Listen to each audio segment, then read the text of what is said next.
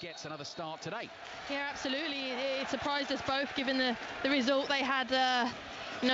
Beating 3-2 against Wolves, and that front three were very, very good. But Calvert-Lewin's got another chance now today, and it's whether we can take it and help this front line get a result here at Bournemouth. So Karen Carney with us here at the Vitality Stadium. Everton, very, very close to the pitch here, actually. Great view of the action. Everton in their bright blue shirts with white trim, white names and numbers on the back, white shorts and white socks with the blue tops, playing from right to left in the first half. And Bournemouth in that sort of AC Milan style, vertical black and red stripes, black shorts and black socks. Home fans, as you can hear, in good voice. And as we were saying right at the top of the show, this is a Premier League fixture that has produced plenty of goals. 8 games, 31 of them so far. Josh King thought he was fouled there. Dominic Solanke also, but Bournemouth have kept it moving. Billings ball to the left. Rico slides one in on the angle towards the near post. And Jordan Pickford comes out all in green and grabs it with both hands. Karen, our producer Rob Nothman was watching Jordan Pickford quite closely in the warm-up, and he was getting a little annoyed with himself because he wasn't quite at his sharpest. Can that affect you? Well, we always used to laugh as players that sometimes you could have the best warm-up and play horrendous in the game, and have the worst warm-up and have the best game. So, you can get frustrated with little standards, but it's ultimately when that whistle goes at how you perform. And to be honest, I never used to take the warm-ups. If it was bad, I never used to let it get into my head, really. Just as long as the whistle starts and the game was good to go, as long as I was there, I was good. I thought for a second you were going to say you didn't take the warm-up seriously, and then you'd have had your former managers listening. I just kind of backtracked a little bit. No, but warm-ups are just about getting warm, getting into the rhythm, finding your feet, and if you make a few mistakes, you'd rather it be in the warm-up than in the game. Former England international Karen Carney here at Bournemouth-Everton. It's 0-0. Aaron Ramsdale in goal for Bournemouth. This back four, new look back four. Stacey at right back, Rico at left back, Steve Cook and Nathan Ake the centre backs, Lewis Cook and Philip Billing in central midfield, Josh King and Harry Wilson wide, with Callum Wilson and Dominic Solanke up front. Sigurdsson's pull back into the Bournemouth penalty area is intercepted by Philip Billing. Where's number 29 for Bournemouth? His clearance is deflected into the path of Richarlison to Iwobi. First time shot blocked and behind for an Everton corner. Yeah, Richarlison there looking very sharp in this early stages. He's been the key man for Everton. He started off the season quite well, but wasn't really taking his chances, and he saw at Wolves he started to now find the back of the net, and he'll be key today if Everton are going to get a result here. Yeah, Marco Silva wants more goals from all his attacking players. Alex Iwobi has signed for the club and scored 2 headers in his last 2 games. Early set-piece opportunity here for Everton in bright sunshine on the south coast. Luca Digne with his left foot curls it into the far post. Nathan Ake jumps highest, heads it away. Sigurdsson kills it stone dead on his left foot. Lovely control under pressure. Plays back to the halfway line, and actually Everton have had to come all the way back to Jordan Pickford. Pickford races out of the penalty area under pressure from Harry Wilson and clears, and this could be awkward for Stacey, who knocks the ball into Richarlison, gets slightly lucky. It comes off Richarlison and goes behind for the goal kick. See, if I was Everton, knowing that Stacey's pretty much making his debut and he's come from League One football, I would be putting that ball on him every time. And if I was Iwobi or Richarlison up against him, I would be hunting him down and making it really difficult and putting him under a lot of pressure today if I was them. Aaron Ramsdale, Bournemouth's keeper, all in yellow, clears with his right foot. It drops in central midfield. Billing is hunting Sigurdsson, manages to win the ball. It bounces off him. And Michael Keane plays back to Jordan Pickford, who traps it underneath his studs and then drills one diagonally from right to left across the field. Good chest control from Stacey, gets his pass away. Lewis Cook goes sliding in, very committed, took the ball. Iwobi was almost caught in the follow-through, and Marco Silva, I think, thought about having a word to the referee about the challenge and then decided against it. The technical areas are actually in a little strip of shade here on the touchline in front of us, but Marco Silva in short sleeves, casual polo shirt, black tracksuit trousers, watching his team early on. 0-0 here, and on the ball coming forward with Richarlison across to Sigurdsson, 30 yards out in the inside right channel, takes another touch, fires the cross in, and Ramsdale slaps it over his own crossbar with both hands. It's behind for another Everton corner, and just by Ramsdale's reaction, you sense he was almost caught out there. Yeah, it looked like he definitely was going for the cross, and he's whipped it in, and it's gone in nearly as a shot, and he's had to tip it over the bar. But Sigurdsson was definitely looking for the cross there, and he's just got his connection wrong, but it's saved and gone out for a corner. If you're not across your Bournemouth, Aaron Ramsdale, 21 years old, chosen ahead of the likes of Asmir Begovic and Artur Boruc at Bournemouth this season, having finished last season very impressively on loan at AFC Wimbledon. Player of the season there. He only joined them for that second half of the season and played a part in keeping them in League One. He started well in the Premier League this season. Paul Tierney blows the whistle. Dinia's corner into the near post. Billing heads it away. Danger here for Bournemouth because Sigurdsson's on the ball. He rolls it to the right. Iwobi crosses in. Ake gets a header on it. He can only glance it behind. Everton's third corner in the first 5 minutes of the game. Bournemouth 0, Everton 0. Well, the first two deliveries have been not on the money. They've back post to the first one, and there was no Everton players there. They all went near post, and the second one got cleared away. So this third one, they really need to make it count now. Better deliveries. Sense a confident Everton team here today. Started on the front foot. Gylfi Sigurdsson just moves a fluffy microphone out of his path here. Kills another corner in, and the referee, Paul Tierney, spotted something in the penalty area as the cross came in. He was actually having a word on the corner before, and this time has given the free kick to Bournemouth. Now then, a wicket at the Oval. Ellie Oldroyd, is it Steve Smith that's out? It is Steve Smith, and he's getting a standing ovation all the way back to the pavilion, out for just 23 runs. But everybody here at the Oval know that they've watched a performance of greatness in this Ashes series from Steve Smith. So his lowest score of the series, but we will not see him bat in the 2019 Ashes again. 85 for 4. It was a brilliant catch at leg slip by Stokes off the bowling of Broad.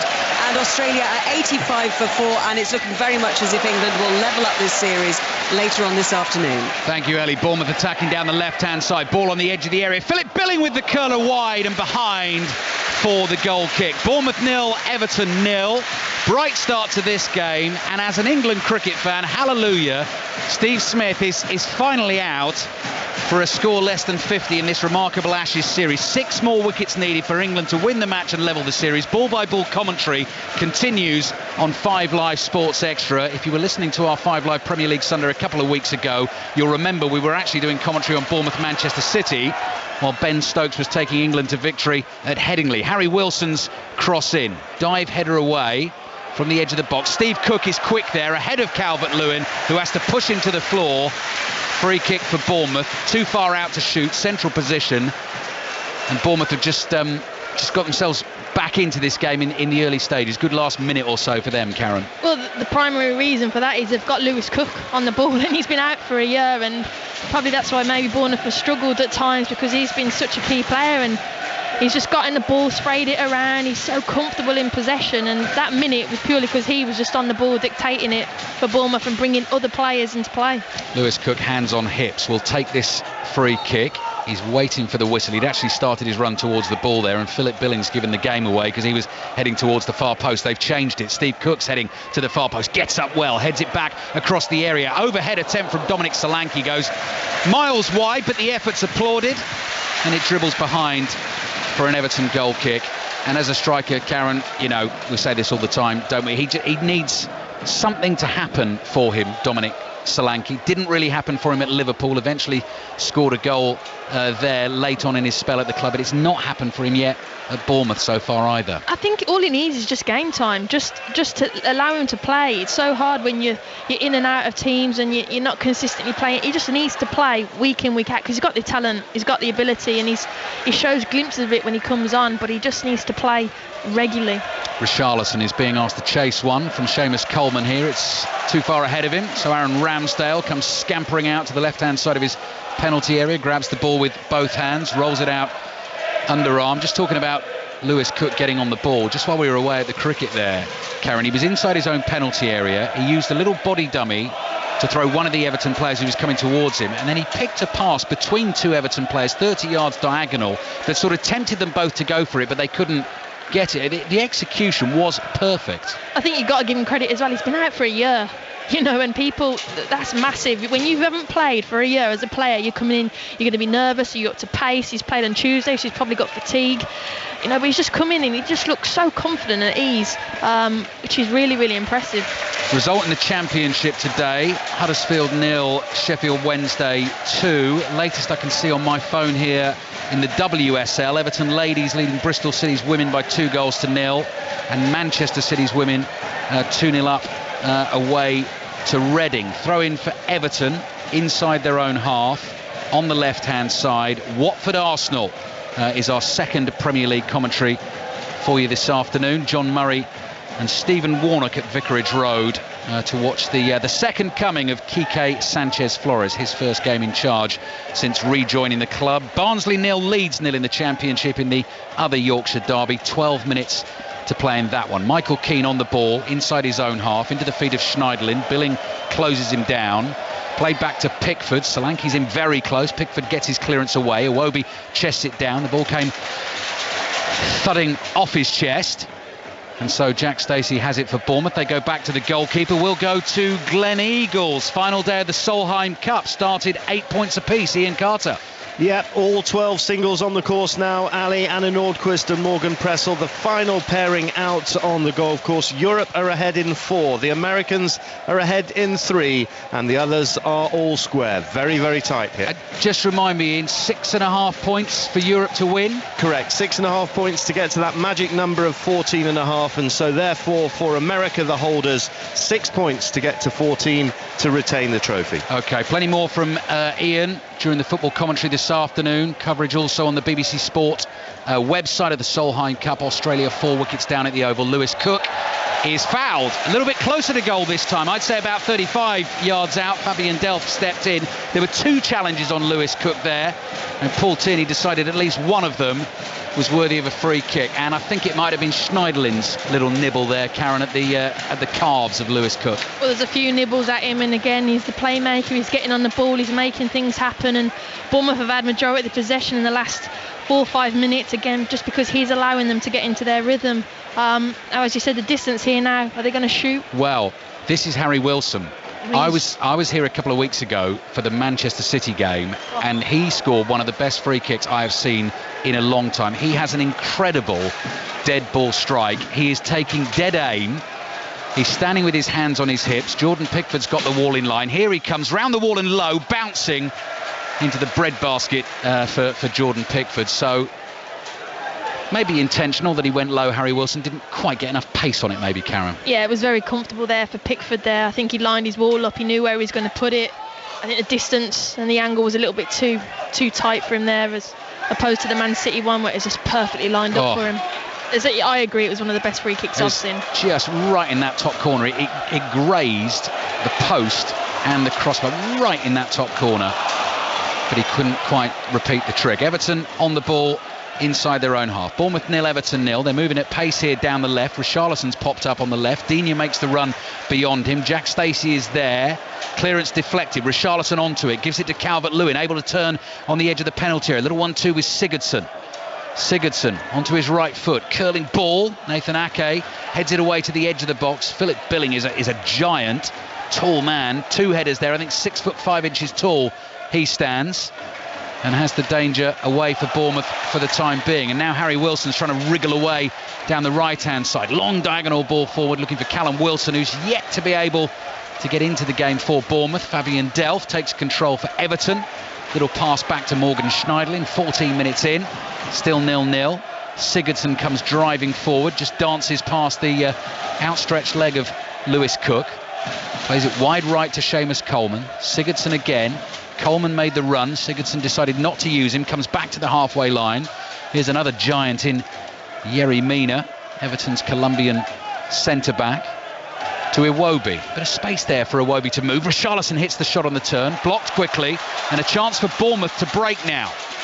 Coming clear on the halfway line is Josh King with real pace. Schneiderlin's there. Coleman's there. He tries to dive in between the pair of them. And Seamus Coleman has managed to win it. Back to Jordan Pickford, who wants that on his left foot. He's had to hit that with the outside of his left boot. Sliced it away up the field. Steve Cook clears. Bouncing ball into the Everton half. Seamus Coleman will let it run beyond him. And he'll come back to his goalkeeper, Jordan Pickford. Goal at Barnsley, Andy Giddings. And potentially a late winner as well. Barnsley 0, Leeds United 1. It came from a Leeds free kick just outside the box. It was looped into the middle, and there was substitute Eddie Nketiah on the volley, 6 yards out to send it in. There's only 5 or 6 minutes left. Barnsley 0, Leeds 1. What a season Eddie Nketiah is having for Leeds United. Philip Billing on the ball here for Bournemouth. Sheffield Wednesday 2-0 winners at Huddersfield. Nathan Ake, under no pressure at all really, just comes trotting forward, crosses the halfway line. Lewis Cook drops deep in between his centre-backs, gets the ball across to Stacey, who seems to be settling. Karen Carney, Jack Stacey at right back for Bournemouth. Yeah, he's started to grow into the game a little bit more now, but every time Pickford does get the ball up, he is aiming for whoever's playing on the left-hand side for Everton, whether it's Richarlison or Iwobi. He's looking to find in that space because of Stacey playing at fullback. Callum Wilson powering down the right for Bournemouth like a real sprinter. Tangle of legs between Mina and Wilson. Wilson goes down. The free kick actually goes to Yerry Mina. The two number 13s going head-to-head for Everton and Bournemouth there. It's a good little battle between them two. Both very physical, both quick, strong. Wilson was really, chasing the ball. They're running like a professional sprinter, arms pumping like ramrod straight, making that ground on Yerry Mina, who knew he was coming. I wish I had his technique when he had the way he ran then. Yeah, looking like a real athlete. Pickford clears with his left boot. Calvert-Lewin nods it back. Luca Digne volleys it forward. Steve Cook has it covered for Bournemouth all the way through to Aaron Ramsdale. So 16 minutes play, just a slight lull in the noise levels here at the Vitality Stadium. As Bournemouth play up the left, King in field was having his shirt tugged off his body by Seamus Coleman. Free kick for Bournemouth.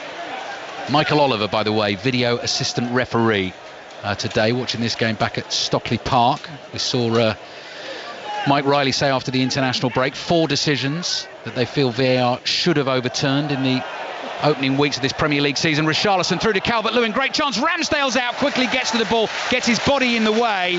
It spins up in the air. Philip Billings taking too long to get rid of it, but Lewis Cook is there and Bournemouth can bring it clear. Stacey's ball over the top for Callum Wilson. The chase won't get there. Was the pass for Calvert-Lewin ever so slightly overhit there, Karen, to allow Ramsdale to get there? Yeah, it was a... Oh, hang on a sec. Come back to that because Bournemouth are pressing down the left. Solanke should be able to keep this in. Wilson wants the cross in. Solanke decides to just put his studs on the ball. Then he floats it in with his right foot. King heads it forward. Couldn't get any power on it. And Jordan Pickford grabs it with both hands. Back to the Everton chance, Karen. Yeah, that was a very, very good chance for Everton. That final pass, though, from Charlison was just too heavy, and Calvert-Lewin, as quick as he is, just couldn't get onto the end of it. But if it was just that little bit slower, a bit more, less pace on it, he would have been in there, and I think that would have been 1-0 to Everton. So, luckily for Bournemouth, it was a poor pass. Fabian Delph for Everton, just inside the Bournemouth half. Quick pass to Sigurdsson. Now it's Richarlison on the turn, shooting opportunity. Oh, he's hit that well, and it crashes against the woodwork. That join between post and crossbar is still rattling.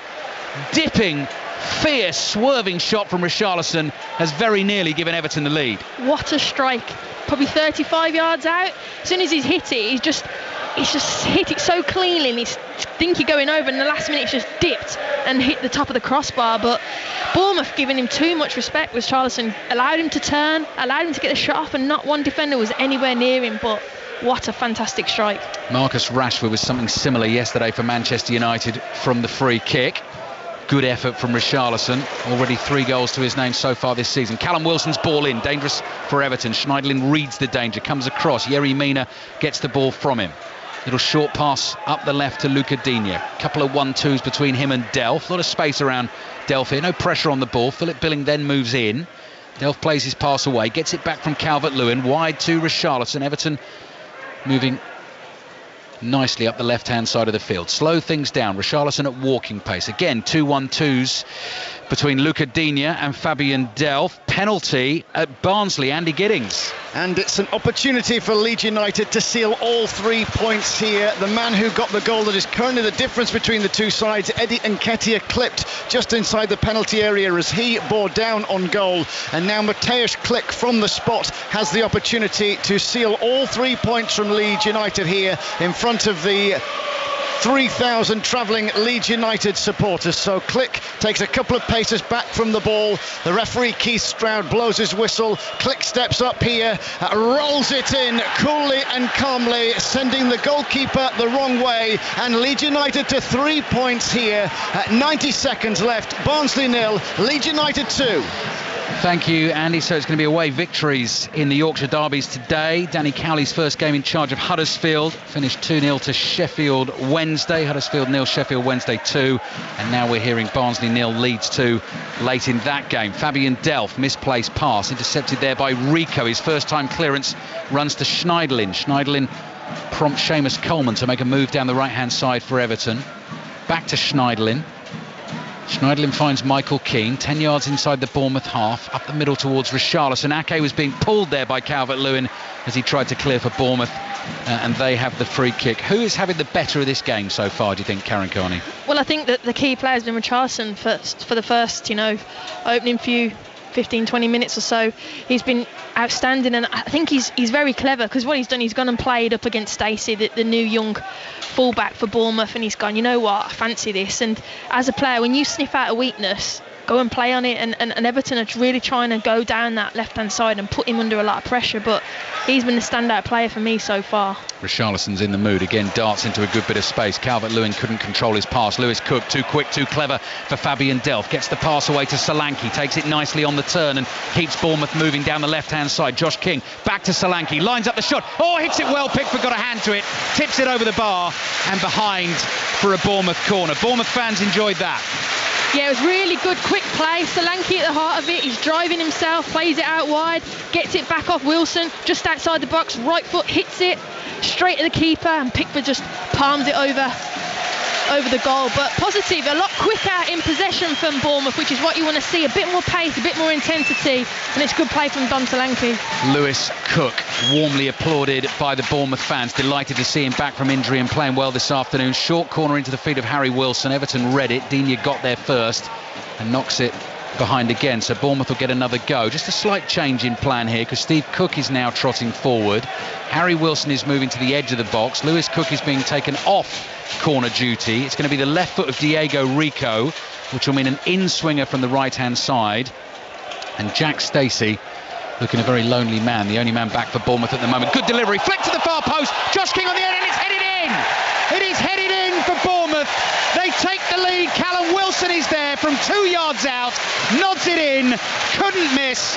Bournemouth 1, Everton 0. What a fantastic delivery from the in-swinging corner there. Head on, flick on, Dom Solanke near post, flicks it on. No one near him, flicks it on for the back post. No one picking up Wilson at the back post, and it's just headed in then King headed it across and Wilson tapped it in, but shocking marking from Everton. Poor all round. Good battle that, Karen. Good battle between Nathan. We were talking about sort of competitive sportsmen. Ake and Wilson both trying to get that final touch, and Wilson's the striker saying, I'm having it, and nods it in. Absolutely, but I think the flick on from Don Solanke in the initial, when the ball was whipped in, just took the delivery away from all the Everton defenders, and then coming around the back post was King, and then just that tap in there was good. But Everton last season, their Achilles heel was defending set plays, and you've seen a massive weakness here today, and Bournemouth have exploited it very well. Funny as well that, Karen, wasn't it? They had a go at a short corner, Lewis Cook was on it, and then they decided to reset, give it to Rico. What a good call that was. VAR's just checking the goal. Of course it is. Paul Tierney is waiting to blow the whistle. VAR looking at the moment at the ball. Now, whether it's hit Josh King's hand as he tried to play that back in towards the 6-yard box to find Callum Wilson with the header. He gets it on his left leg. It then rolls up the side of his body. If that has touched his arm and leads to a goal, it'll be ruled out. But they've decided, Michael Oliver, back at base, has decided it's okay and the goal stands. Bournemouth 1, Everton 0. For a second there, I forgot we had VAR. I gave the goal, and I was ready for the game to go again. That's because we've been having the international football with no video assistant referee. Fabian Delph, that's a lovely pass to Digne. Digne onto Calvert-Lewin. So Bournemouth immediately on the back foot, having taken the lead. Calvert-Lewin's cross in, stretch from Rico to try and get it away. Ramsdale comes to punch with 2 fists. Gets just about enough on it. The ball goes bouncing away down the byline for Bournemouth, and Josh King with a good turn is tackled by Coleman, and Bournemouth get themselves out of trouble. They'll have a goal kick. 25 minutes played. Bournemouth 1, Everton 0. And the last score I saw at the Oval, Australia 91 for 4, chasing a highly improbable 399 to win. The key news for you there is that Australia's rock, the skipper Steve Smith, who's had such an incredible series, is out. So England needs 6 more wickets in a day and a half to win the Test match and level the series. Ball by ball commentary over on 5 Live Sports Extra. Solanke, who played his part in that opening goal for Bournemouth, back to Billing all the way back to his goalkeeper Ramsdale. Eddie Howe just wants a little bit more pace and movement off the ball. I could just see him sort of whirling his right arm round there, talking to his midfielders. Harry Wilson gliding across the turf. Lovely footballer to watch, Harry Wilson, the way he moves and the way he passes, the way he sees the game. Here's Ramsdale clearing with his right foot. He's launched that ball miles in the air. It drops down inside the Bournemouth half, bounces. Fabian Delph can't control. Billing hooks it in the air. Yerry Mina comes forward to win a header. Wilson's beaten to it by Digne. Stacey's ball over the top. Callum Wilson is away from Michael Keane. The offside flag is up, and he's lobbed it over the crossbar. Full time at Barnsley. Andy Giddings. Full time here then. Barnsley 0, Leeds United 2. This was a match littered with wasteful moments, a match in which Barnsley brought several smart saves from Kika Casilla in the Leeds goal. It was a match in which Patrick Bamford could have had a hat-trick and Pablo Hernandez should have scored from the centre of his goal, and all of that until Arsenal loanee Eddie Nketiah volleyed home his 4th goal of the season with 8 minutes left. Then he was fouled in the build-up to the penalty which Mateusz Klich dispatched. So Leeds win 2-0, go back to the top of the championship on goal difference. It's 5 wins from 7 games for them. Barnsley 0, Leeds 2. Thanks, Andy. Bournemouth 1, Everton 0. Richarlison's ball down the right-hand side to Coleman. Coleman's low cross into the near post. Calvert-Lewin can't convert it. It's behind for a goal kick. Latest from the Oval, Ellie Oldroyd. 106 for 4 Australia. Thought it was 106 for 5 a moment ago. Mitchell Marsh, a superb catch at slip by Rory Burns off Chris Wokes, but then Alex Stewart, the replay showed that Wokes had overstepped. Yeah, and literally just by an inch, but an inch is too big a deficit. And this is what really frustrates me with the umpires. I don't think they call a no balls enough. I don't think they're looking at the no balls. A good umpire would be saying to Chris Wokes, just come back a little bit. You're getting close, and that ball therefore may have been a legal delivery and the wicket would have stood. Crowd was on its feet for a moment and then sat back down again. 106 for 4, but just a reminder, Steve Smith out for just 23. Thank you, Ellie. A paltry 23 from Steve Smith. Bournemouth throw-in. Ball ends up in central midfield and Fabian Delph comes back to Jordan Pickford. So a review at the cricket, but no wicket. A review at the football. And Callum Wilson's close-range header stands, his 2nd goal of the season. Everton away down the right again. Richarlison looks up, takes a touch, little dummy cross into the near post. Ake clears first time with his left foot. Josh King gets there for Bournemouth, Schneiderlin all over the back of him, and Paul Tierney gives Bournemouth the free kick. And Josh King alert there, takes it quickly, plays the 1-2 with Solanke, and he's up against Schneiderlin again. He's got the beating of him, not the best ball in. Yerry Mina gets a thigh to it, plays it back to Pickford. Pickford's asking whether he can pick it up, and he got the clearance there, Karen Carney, from the referee before he did so. I'm not sure the Bournemouth fans saw that. They wanted a free kick. No, it was he was able to pick that up and play. He knew what he was doing. Good decision by the referee there. Mina onto Iwobi. Nice touch and turn from the Nigerian. Good vision as well, because he's found Luca Digne making ground down Everton throw. So 28 minutes played. First half at Bournemouth. 5 Live's Premier League Sunday. This the first of 2 commentaries from the Premier League. Watford Arsenal kicking off at 4:30. Emma Jones and Robbie Savage taking the calls on 6:06 tonight after the games. Luca Digne getting ready for the long throw into the Bournemouth penalty area. Mina jumps to try and win the flick on it. Drops to Callum Wilson. Bournemouth fans are saying just go, just go. Delph comes flying across, slides in, Ball and man possibly with a challenge. Callum Wilson has gone down and stayed down. But I think I didn't hear the whistle go, so we'll have to wait and see whether Paul Tierney's given free kick or throw there. He's not looking to talk to Delph. For me, he won the ball there. It was a good tackle. He's gone in and he's probably just caught him a little bit after on his ankle perhaps, but he's won the ball. One of those 4 decisions that Mike Riley said should have been overturned by the video assistant referee was the Tielemans challenge in Bournemouth's last game on Callum Wilson, which at the time it looked like a red, didn't it? Yeah, that was pretty naughty. And here's Wilson, gets his pass through down the left-hand side. Josh King again at real speed, coming in from the left, brought down by Seamus Coleman. King's down holding his knee. This is definitely in Harry Wilson territory. Bournemouth have won 3 free kicks in this first half, and they are moving 5 yards each time closer to goal. This is in perfect range for a Harry Wilson effort. Bournemouth are just going to hope that Josh King is okay. Coleman just sort of barged into him there, Karen. He just nudged him in the back, didn't he? And I think he was looking for it there. King, it was clever. He knew the areas that he was running into and thought, if I can nick a free kick here, it'll be advantageous for us. Full-time scores in the 2 early kickoffs in the Women's Super League. Everton Ladies 2, Bristol City Women 0. And Reading Women 0, Manchester City Women 2. Goalless so far between Brighton and Chelsea, Spurs and Liverpool. The 2 o'clock kickoffs, West Ham against Birmingham. Karen, kicks off at 3 o'clock. Who's winning that one? I've got back Birmingham shortly, haven't I? Come on, now, my old team. Yeah, of course you have. Right, Harry Wilson time.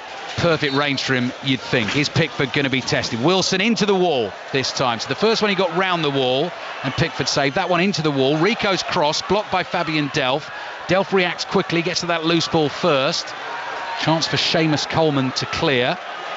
Bournemouth leading Everton 1-0. Schneiderlin on the ball just outside his own penalty area. Lays off with his left foot.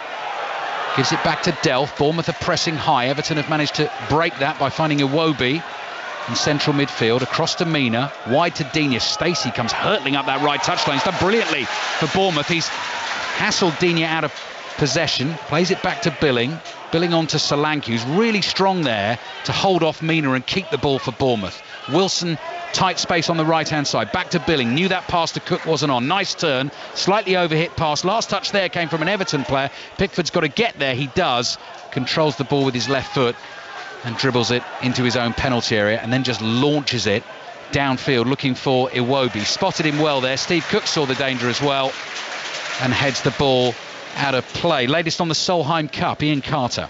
It's very tight, it's very tense. 12 singles out on the golf course. Ali, Europe up in 5, down in 4, and the remainder are all square. Remember, tied 8-all from the foursomes and 4-ball action over Friday and Saturday. Okay, so my maths on the spot. If Europe are up in 5 and there are 3 halves, that would be just enough as things stand to get them over the line to win the Solheim Cup. Richarlison, edge of the area, low left-footed pass, goes speeding across the box. Digne has to work to keep that in, down by the byline. Cross into that near post, headed away by Lewis Cook. Sigurdsson onto it quickly for Everton, back to Delph. Delph just swings a right foot at the ball, it goes up in the air. Stacey heads it away. Solanke on the turn, left-footed pass trying to get Wilson away. Poor ball. Michael Keane was able to intercept, but Richarlison can't keep it in on the right-hand side. If Solanke had got that pass right, Karen, Wilson could easily have been clear. Absolutely, it's just that final ball there from Solanke. He had the right idea, just the wrong execution, and you know, you're right, he would have been in. Quick restart again from Bournemouth. Billing looking for the pace of Wilson with the throw. Mina under pressure, could only hook that over his left shoulder. Jordan Pickford applauds that. Pickford was coming towards him. Just for a second there, you wondered whether Mina would leave it, whether the two players would collide.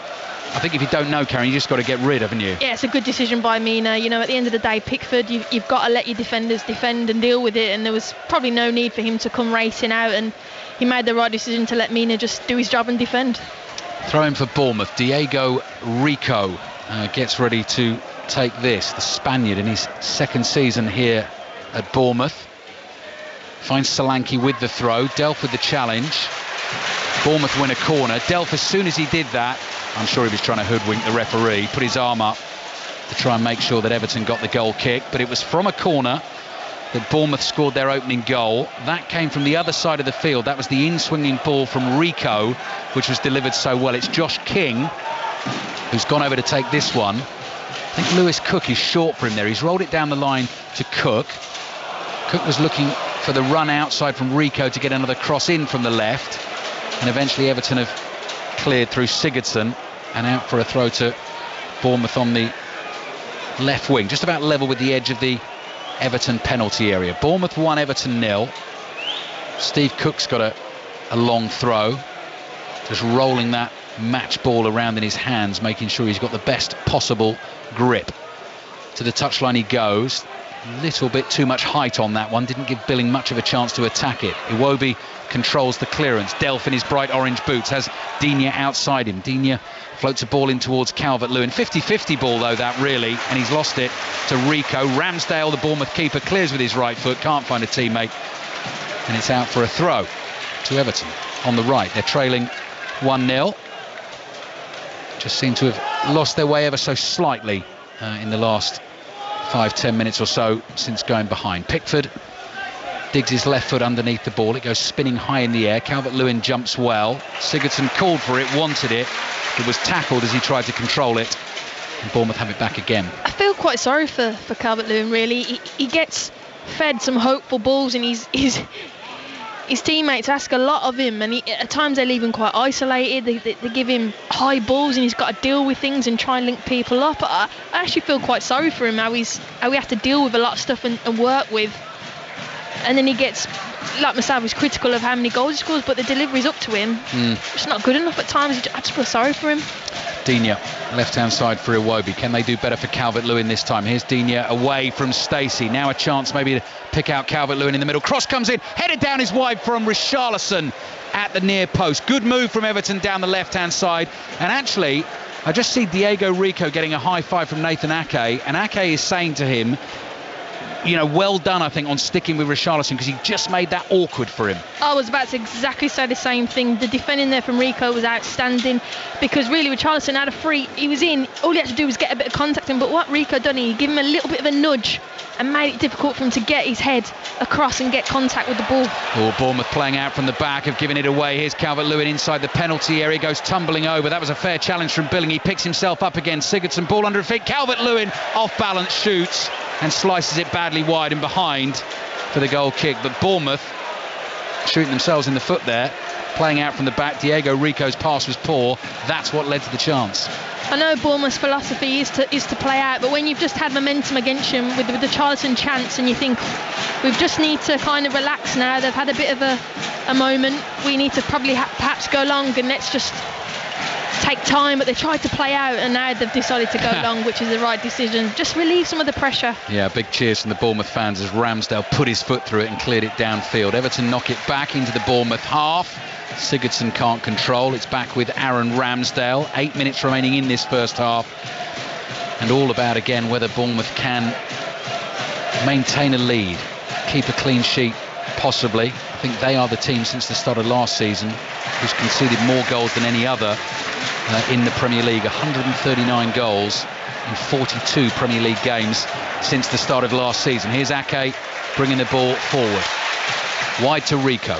Rico onto Wilson, lays it off to Rico again, played back towards the halfway line. Lewis Cook draws Sigurdsson in, tries to beat him and get round him. Two Everton players around him. Eventually he's lost the ball there. Delph's just a little slow, or maybe he actually felt Solanke coming, drew him in and then turned away from him. He's found Digne on the left-hand side. Iwobi's first touch gave Stacey a chance to get in there. Delph sliding in on Solanke, and the free kick goes Bournemouth's way. Paul Tierney's going to have a word here with Fabian Delph. There was the earlier challenge, Karen, on Callum Wilson. Second one there on Solanke. Do you think that might be... He just needs a quiet word of him. He's had 1, 2, 3 nibbles now, one more and he'll be in the book. But that one was definitely a foul. He slid in quite early, and the referee's made good decisions there. That's how he plays. Here's Billing, who does a similar job for Bournemouth that Delph does for Everton. Billing's dropped very deep here, but Bournemouth are playing it down the left. Keane is there for Everton, clears with his right foot on the half volley. Billing got a little shove there from Calvert-Lewin, was still able to win the header.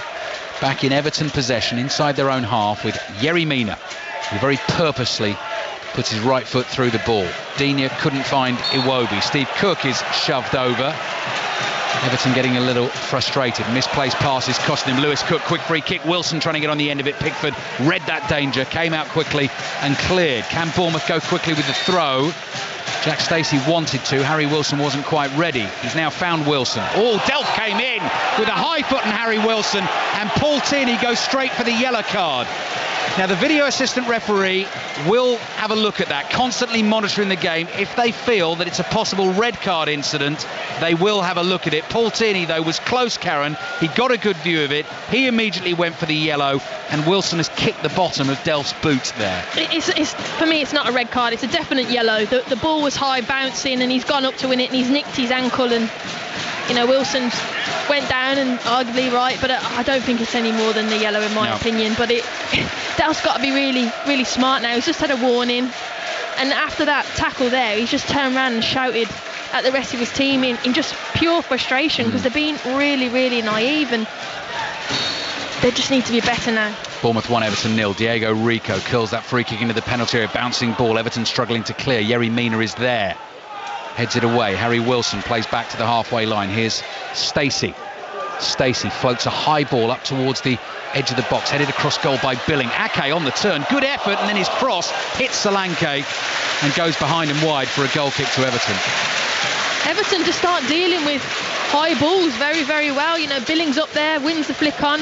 Ake's in there, turns, gets a shot off, but goes out for a goal kick. But they're just not dealing with the first and second balls very well at all, Everton.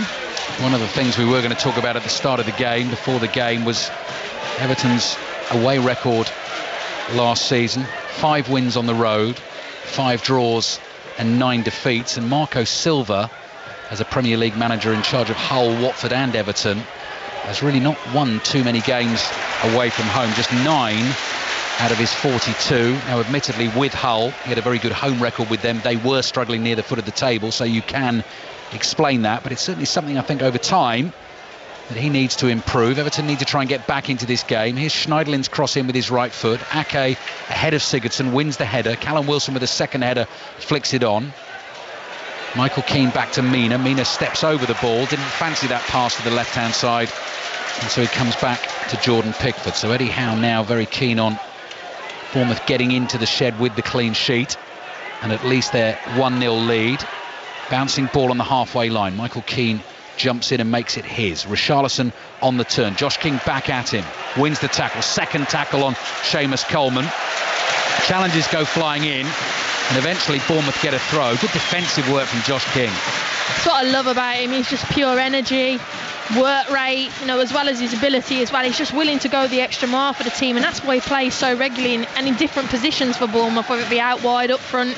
You know what you're going to get from him, and consistency, and that's why Eddie Howe loves him. Half time on the way here shortly on 5 Live's Premier League Sunday. Emma Saunders will be taking you around the rest of the sport. Australia now 4 wickets down at the Oval, chasing 399 to win. England trying to level the series at 2 test matches apiece.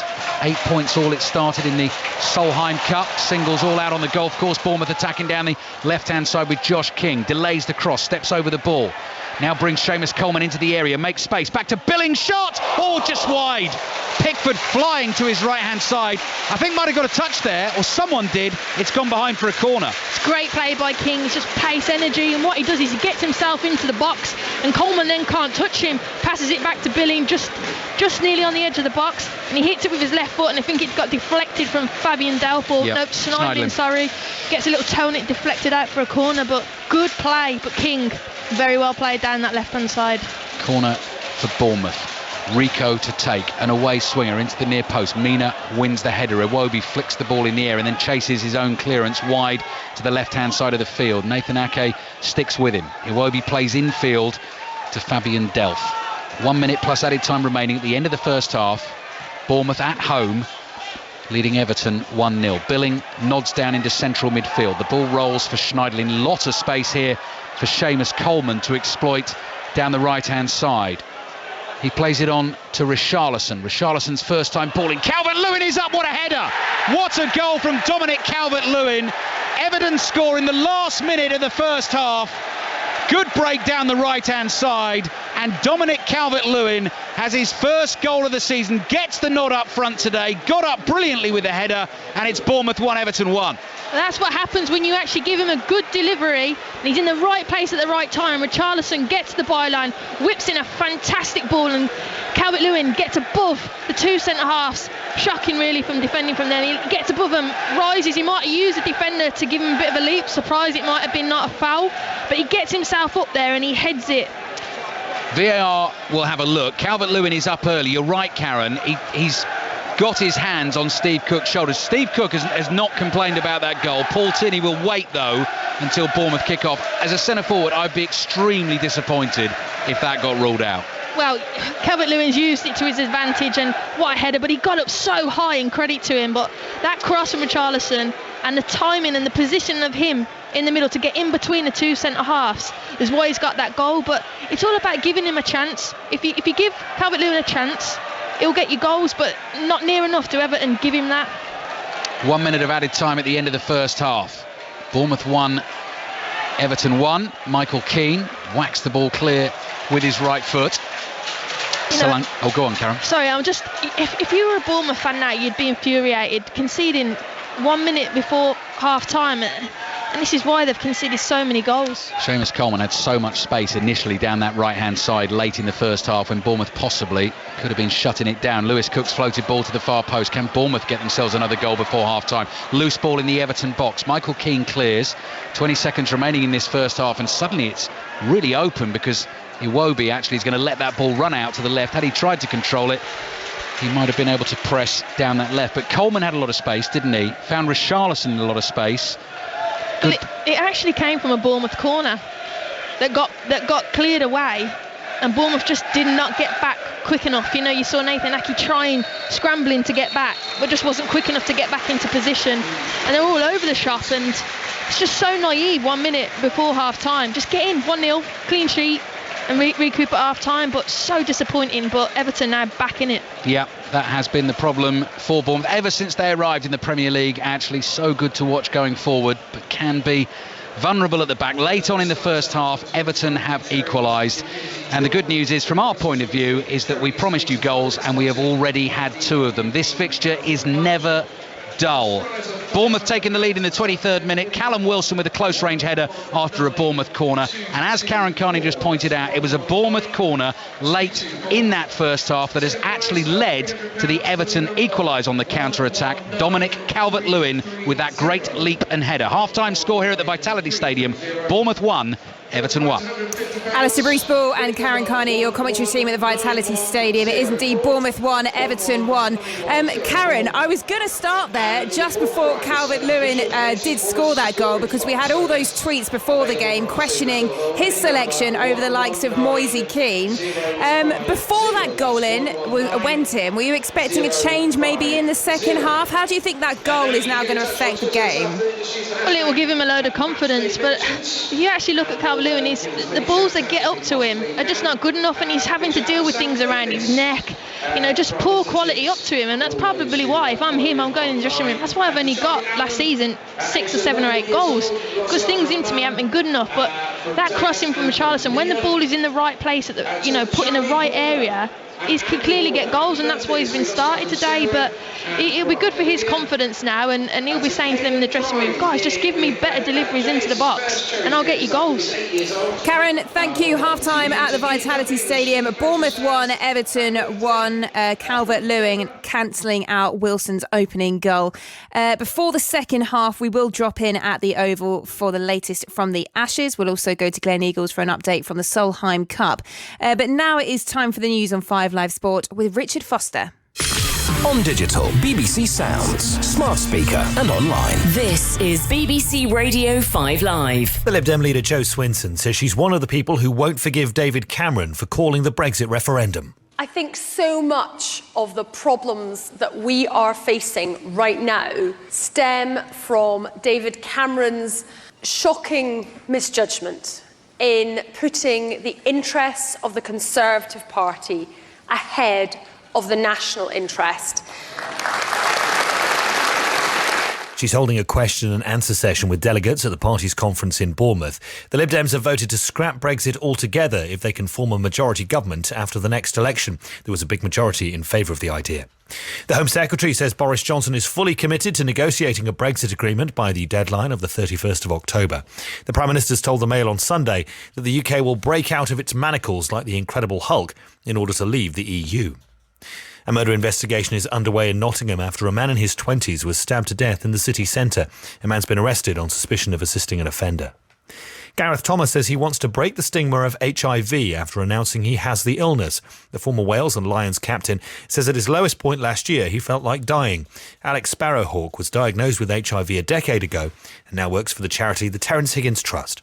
I think this is a really significant announcement from Gareth. It's something that's really fallen off the agenda that people don't think about and talk about anymore. So to have someone with a high profile like him is amazing, and we really hope that he's going to be able to share what it means to live with HIV in 2019. And Iran's dismissed a US allegation that it was behind 2 drone attacks that have drastically cut oil production in Saudi Arabia.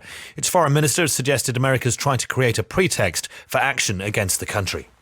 This is BBC Radio 5 Live on digital, BBC Sounds, smart speaker and online. Fairly busy on the roads. M8 eastbound just outside Glasgow. A multi-vehicle accident means that 4 lanes are blocked at junction 15, the turn for Townhead.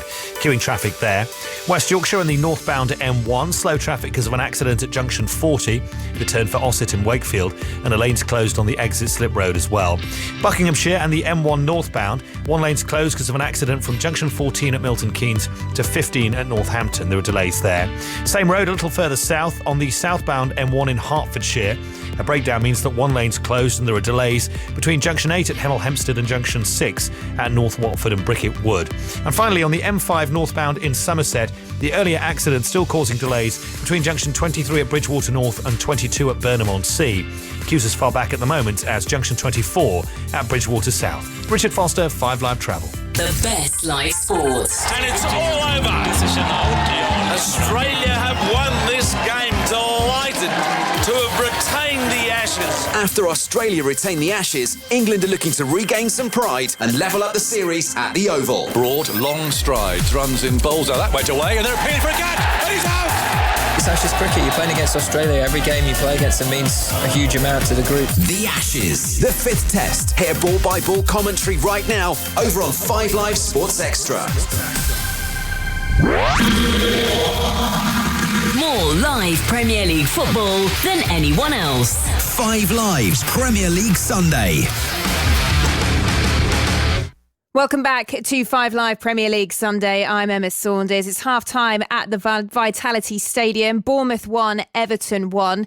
We'll be back there with our team. That's Karen Carney and Alistair Bruce Ball very shortly. Coming up at 4:30, our second game of today's 5 Live Premier League Sunday. Quique Sanchez-Flores returning to the Watford dugout, taking charge of the Hornets following the sacking of Javi Gracia. Watford bottom of the table. They face an Arsenal side without Alexander Lacazette. He's sidelined until October with a knee injury. It's a big game at Vicarage Road. That one kicks off at 4:30 with your commentary team, Stephen Warnock and John Murray. Just a reminder of the scores elsewhere today. In the Championship, it finished Huddersfield 0, Sheffield Wednesday 2. Likewise, Barnsley 0, Leeds United 2. So Leeds top of the Championship on goal difference. They're 2 goals better off than Swansea in second. Just time to take you through some of the scores from the WSL today. Manchester City won away at Reading by 2-0. Everton beat Bristol City by 2-0 as well. It's half-time in the game between Brighton and Chelsea, which is goalless, and Tottenham lead Liverpool by 1-0. And then in about 5 minutes' time at 3 o'clock, the game between West Ham and Birmingham will kick off. Right, let's turn our attention now to events overnight in Vegas. Tyson Fury battled to a rugged points win over Otto Wallin as he fought for over 9 rounds with a heavy cut to maintain his unbeaten record in a dramatic bout in Nevada. Fury was expected to walk through Sweden's Wallin, but found his cut at the mercy of repeated checks from the ringside doctor. However, he battled on to win a unanimous points decision.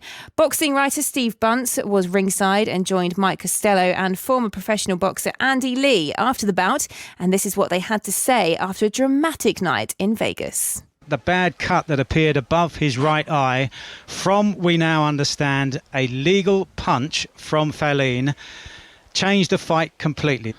It certainly did. He wasn't having it all easy, but he was boxing comfortably, well within himself.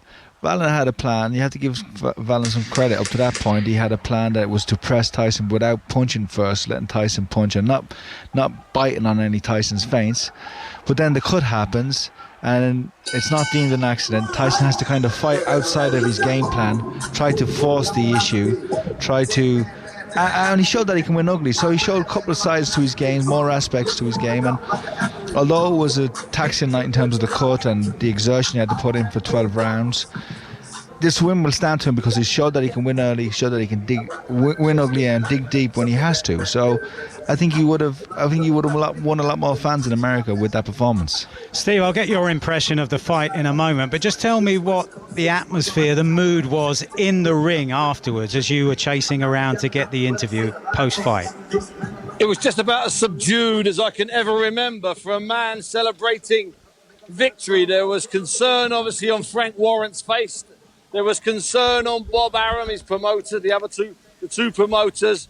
Fury himself was putting on a brave face, but up close and personal, Mike, 6 inches, 7 inches, I had a good look at those two unbelievable gashes. Those were deep, horrible, nasty wounds. And Ben Davison himself talked to me briefly before I spoke to Tyson about how bad the blood was. And there was a point that I could see from about round 9 or 10 where the blood was actually pumping out. It was pumping out. You could see it coming out, not dripping down his face. You could see it forcing its way through one of the two cuts. Both cuts, as you said, ruled both cuts probably correctly ruled as being a legal punch. That means had the doctor, who was only consulted once, or the referee stopped the fight, then it would have been a loss for Tyson Fury and a victory for Otto Valen. And that would have been an injustice, Steve. I mean, your impression of the fight as a whole, he did manage to hold it together, given that for half of the fight he was staring out of one eye. And he really was staring out of one eye, Mike, and he was trying to adjust his feet so that a lot of what he was looking out of his left eye rather than his right eye. My impression is, and I really mean this, and I wrote this down, so I'm not being a Steve Bunce after-timer tonight. I thought he looked a little bit lazy, a little bit sloppy in the opening 2 rounds, the cut coming in the third. I split those rounds, 1 each. I didn't think he was maybe as focused as I believed he would be. But saying that, Valen did exactly what he'd been talking about and exactly what his team had been talking about. He showed no fear. He got close. He let the punches go. He talked to Tyson inside. He talked to him at the end of the rounds, and he clumped away anywhere. And that's an old-fashioned expression. He clumped away anywhere. And I could see Tyson working, thinking about it. Had there been no cut, I'm quite convinced that he would have got to Valen before the final bell. But I tell you what, I don't think it would have been an easy fight, even without the cut, Mike. Valen had done his homework. And you can hear more of that chat by downloading the Boxing with Costello and Bunce podcast, which is available to download now via BBC Sounds. Grey clouds out the window here in Salford. Much sunnier skies, I hear, down in London at the Oval. And here with the latest from the final Ashes test is Ellie Oldroyd. Yes, it's glorious here, Emma. And Australia are 126 for 4. The target is 399. That's a long way away still. But Matthew Wade, Mitchell Marsh putting up some resistance. Wade's on 39. Marsh is on 14. Steve Smith, if you missed it earlier, out for just 23, but that is a total of 774 runs in 7 innings in this series, averaging 110. He got a standing ovation as he left the ground for the final time in this Ashes series. But we're watching at the moment an excellent spell by Chris Woakes. So far, Alex Stewart without reward. Yes, we thought he had got a reward as well when he had Mitch Marsh given out LBW and then recalled because he'd just bowled a no ball. The umpire didn't call it at the time, but on review he was just about half an inch over, and I understand that's the first no ball he's been called for in his Test career, having bowled more than 5,000 deliveries. And Marsh also nearly caught off the boot of Rory Burns as well. Yes, no, he's had a charmed life. It was just bounced short of Burns, bounced up off his boot, and then to short leg, who took the rebound catch. And another one again off Wokes, with Burns at fifth slip, jumping high above his head, just got a fingertip on it, and it went through the fingertip and down to the third man boundary. So this is a partnership which is going to keep Australia in the game at the moment, but it is just a matter of time. Get one of these and I'm pretty certain England will win today. England have got to be patient. 130 for 4. They need another 269 runs, Australia, with 6 wickets remaining. And crucially for them, none of those wickets is one which has S. Smith in front of it. Thank you, Ellie. Won't be long until we're back at the Vitality Stadium for the second half of the game between Bournemouth and Everton, which is 1-1 at the break. But time now to go to the Solheim Cup. Final day at Glen Eagles. How's it shaping up, Ian Carter? Glorious weather here as well, and it is so tight, Emma, at the moment. The Americans are up in 4 matches. Europe are up in 4 matches, and it's all square in the remaining 4. If it were to remain the same, then that would be enough for a tied match and enough for America to retain the trophy. They've just gone 1 up, in fact, in one of the matches that was all square. Nelly Corder holding there. That was the cheer you heard at the 14th to go 1 up on Caroline Headwell. A heck of a match between Georgia Hall and Lexi Thompson. Hall's come from 2 down to lead. She's 1 up as they play the 13th in that match. Charlie Hull struggling a little against Megan Kang. They're on the 11th and Hull is 1 down. But there are so many matches where there's only 1 hole in it. Other matches that are all square. The destiny of the Solheim Cup on an absolute knife edge at the moment. Thank you, Ian. You can follow live text commentary of the Solheim Cup as it unfolds on the final day on the BBC Sport website. You can also listen to it live on BBC Radio Scotland, and there'll be highlights later this evening at 7 o'clock on BBC 2. You are listening to 5 Live Premier League Sunday with me, Emma Saunders. We're midway through the first of our 2 commentaries today. Watford Arsenal coming up at 4:30, but for now at the Vitality Stadium, it's Bournemouth 1, Everton 1, a fixture that rarely lacks action on goal. It's delivered so far. The players are now just returning to the field, so I'll hand you back to our commentary team, Karen Carney and Alistair Bruce-Ball. Thank you, Emma. Yes, team's back out and ready to go. First question for you at the start of the second half, Karen Carney. On a scale of 1 to 10, how annoyed will Eddie Howe have been at the goal that his team conceded at the end of that first half? 10. 10. I thought you were going to say that. They had the attacking corner with 1 minute to go. They're putting it into the box. The defensive setup behind the ball wasn't right, and Everton go and counter and get the goal, and it's 1-1, and you're going in scratching your head now at half time. Your team talk changes and the whole dynamic changes. Second half underway, 1-1. Bournemouth in the black and red stripes, playing from right to left in this second half. Glorious sunshine down on the south coast this afternoon, and Diego Rico at left back trying to get a ball forward for Bournemouth. Everton have intercepted. Richarlison looking to get on the end of it. Nathan Ake is there not once but twice for Bournemouth. Side-footed pass to Rico, gets his ball forward to Dominic Solanke, who goes tumbling down under a challenge. Then Fabian Delph does exactly the same. He was caught there by Lewis Cook, and that's an early free kick to Everton in the second half. Aaron Ramsdale in goal for Bournemouth. New look back 4. Jack Stacey making a Premier League debut at right back. Diego Rico into the side this afternoon at left back. Steve Cook and Nathan Ake has a more familiar feel to it as the centre back pairing. Lewis Cook, back from a long-term injury in central midfield, is impressed so far alongside Philip Billing. Josh King and Harry Wilson wide, with Dominic Solanke starting for Bournemouth today, involved in their goal. Flick on from the Rico corner. Callum Wilson eventually headed in. Here's Iwobi bringing it forward for Everton up to the edge of the penalty area. Finds Digne. Digne wants to take Stacey on the outside. Stacey sticks with him, sticks a right boot out and blocks it. And it goes out for an Everton throw. They've got Pickford in goal. Back 4 is Seamus Coleman, Michael Keane, Yerry Mina and Luca Digne. Morgan Schneiderlin and Fabian Delph in central midfield. Delph on a yellow card in the game. Richarlison, Sigurdsson and Iwobi as the 3 in behind Dominic Calvert-Lewin, the goal scorer. Throw into that Bournemouth penalty area. Billing is up highest to head away. Wilson with a little flick over Delph's head. He chases his own flick. Coleman is there first for Everton. Comes up against Harry Wilson, so stops, plays it sideways. Delph onto Iwobi. Iwobi wide here to Digne. Digne's pullback looking for Iwobi again. Digne slides in, wins the next ball on the edge of the Bournemouth box. Digne back to Sigurdsson, and Ramsdale saves and tips over the bar.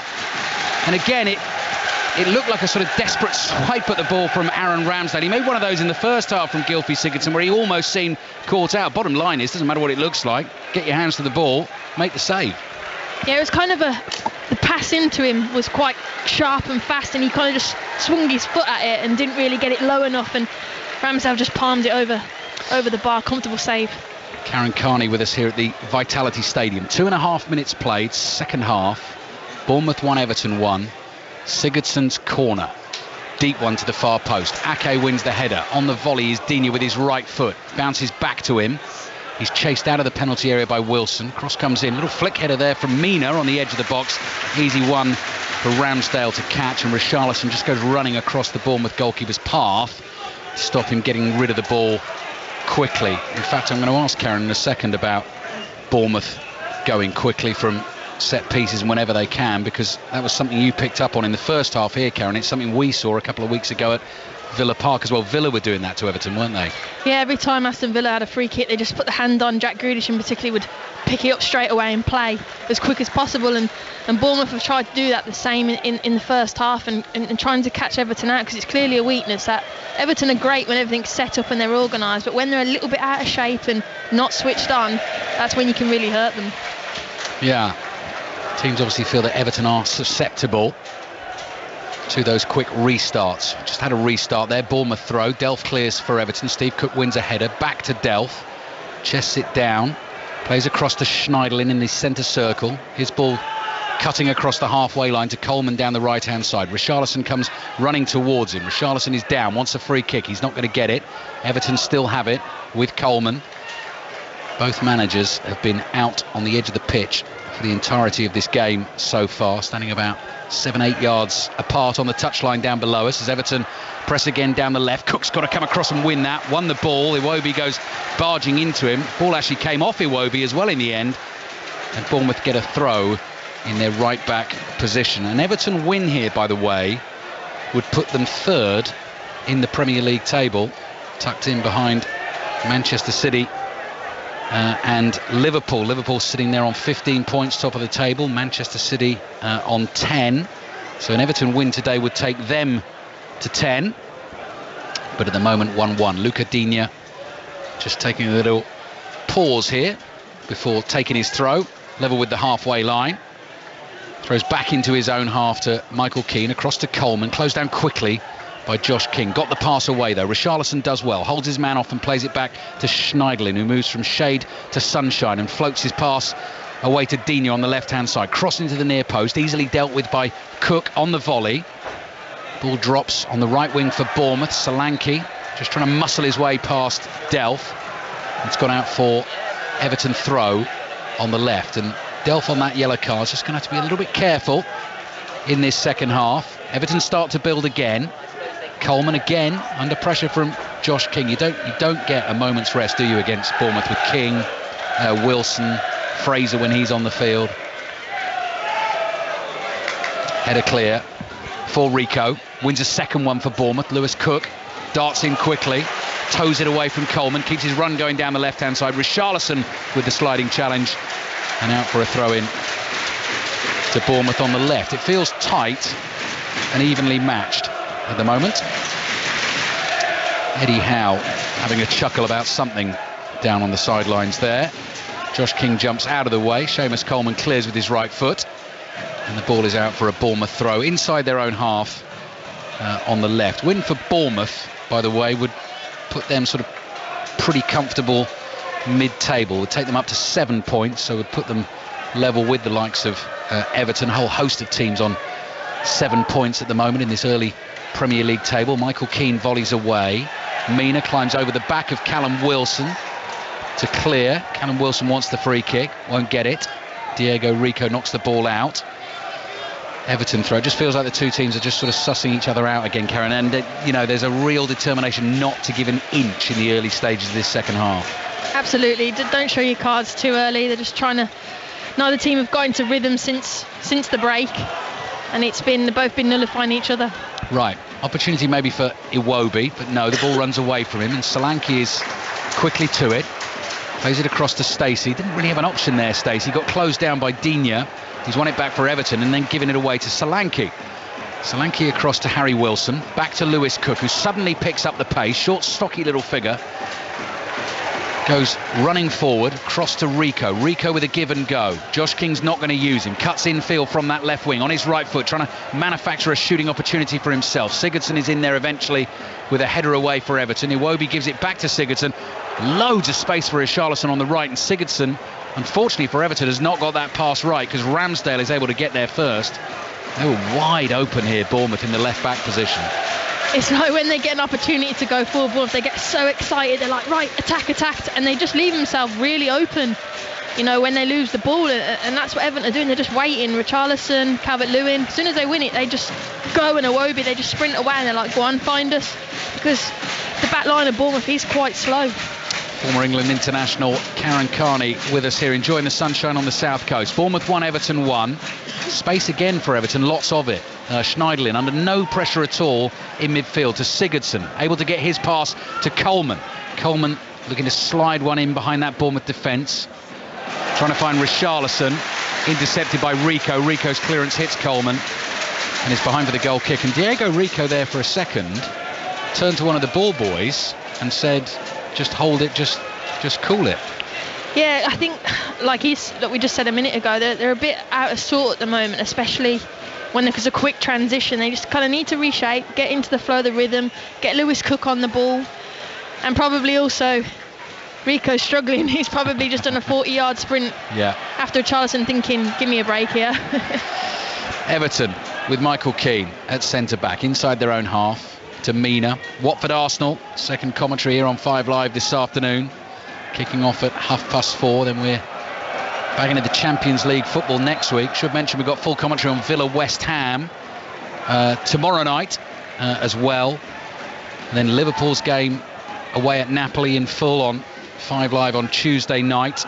I'll be doing updates on Chelsea Valencia into that one, and back-to-back commentaries on Wednesday night from the Champions League. Spurs away to Olympiacos, the first game, and then Manchester City in Ukraine away to Shakhtar Donetsk. All commentaries on 5 Live. Schneiderlin in midfield. Bournemouth have everyone behind the ball at the moment, and it is stalemate here at the Vitality Stadium. It's 1-1. Michael Keane to his right finds Coleman in his grey boots. On to Richarlison, who's been one of the bright sparks for Everton so far today. Comes in off the right touchline, finds Iwobi just outside the box. Clever chip pass from Iwobi, looking for Richarlison again. Just time to clear for Rico.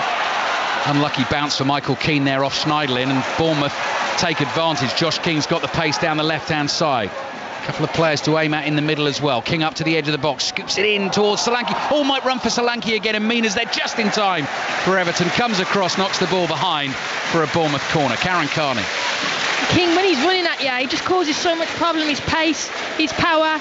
He's driving at Keane there, and he was backing off Keane was, and he allows him to get in there, flicks it up. He's trying to look for Solanke, and Mina just steps in and is out for a corner. So Diego Rico comes across. Took a great corner in the first half that led to that Bournemouth goal. This will be an away swinger from the left back. Delivers now into the box, headed down. Pickford has to slap it away. The flag's up. Offside in the penalty area, spotted by the assistant referee. So had that ended up in the back of the net, it wouldn't have counted. That's something there. Bournemouth are really looking. We said it in the first half. Corners, especially last season, Everton conceded the most corners, conceded the most goals from corners in the whole Premier League, and they've been really, really vulnerable, over the last 18 months there. And Bournemouth really trying to get involved there and try and get a goal off another set play. Callum Wilson was the player caught offside, lurking in that 6-yard box looking for the rebound. Everton have gone long here, and it's landed at the feet of Richarlison, 25 yards out, looking for the run of Sigurdsson down the right. Another overhit pass when Everton were getting into a good position, and it's gone behind for the goal kick. Here comes a change, early change in the second half. Ryan Fraser is coming on. Harry Wilson is coming off. 11 minutes into the second half. No surprise really to see Ryan Fraser being brought into the action. It just offers something a little bit different, doesn't he, from Harry Wilson, Karen? Yeah, Wilson's done nothing wrong. He hasn't really been wholly in the game. But I think Fraser's just so tenacious, isn't he? Especially when there's a bit of a fight going on and teams are nullifying. He just comes up with the goods, and he's going on to that right hand side. And he's just such a handful. He's just a little terrier, isn't he? You just don't want to play against him, and he's really improved over the last 18 months. 7 Premier League goals for Ryan Fraser last season, but I guess more importantly 14 assists, which was only one less than Eden Hazard, who topped that chart. Here's Richarlison, 12 minutes into the second half. BBC Radio 5 Live at the Vitality Stadium. Bournemouth 1, Everton 1. Fraser straight into the action, beat Digne to the ball. Digne had to foul him because he was getting away down the right for Bournemouth. He was inside his own half, but he could have very quickly scampered forward there, and Digne did what he had to do. He knew exactly what he was doing there, because Fraser had him for pace, and again Bournemouth would have been counter-attacking and Everton would have been really, really vulnerable. So it's one of those clever fouls, and you'll think, oh, take the yellow card for the team there. So Digne and Delph on the yellow cards for Everton. That's poor from Rico.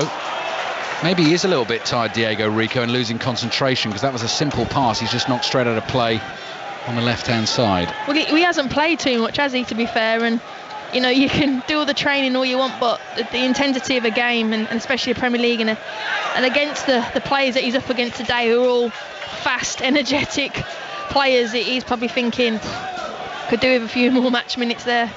Richarlison, Everton's best player so far, would you say, Karen?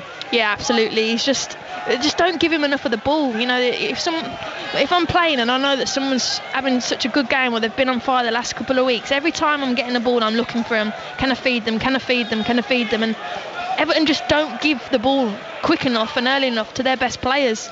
And I would be giving it to him all day, every day.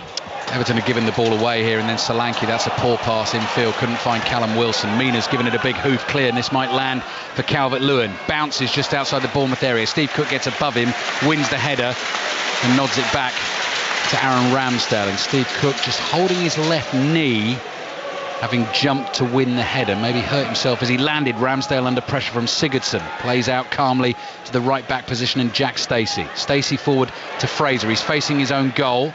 Iwobi's closing in. Fraser goes sliding over, thinking about getting a free kick. Doesn't get it. Throw in for Everton. Well, that's where I'm having a go at Ramsdale there. Your centre-half's hurt his knee. And Ramsdale's throwing it out to Nathan Ake and going, go on, let's play out from the back, when my other centre-half's clearly injured. So that's the youthfulness of him, where he's got to manage that back line and manage the game a little bit more effectively, and not put Bournemouth under that pressure. A little bit of inexperience from Bournemouth's young goalkeeper. Coming up to 15 minutes played in the second half. Pickford's picked out a lovely pass there to find Digne on the left. Iwobi onto Sigurdsson. Digne in space on the left-hand side, looking for the pullback, blocked by Ryan Fraser, and behind for the corner. Richarlison was lurking there 12 yards from goal. That is who Digne was looking for, and he was in the perfect position to shoot if he'd been able to get the ball to him. Absolutely, and Fraser has just come on. He's just had to do that last ditch kind of tackle in there to prevent the cross and create the corner, and he's going to Stacey. Any danger? Where are you? She's your player. I should not be tracking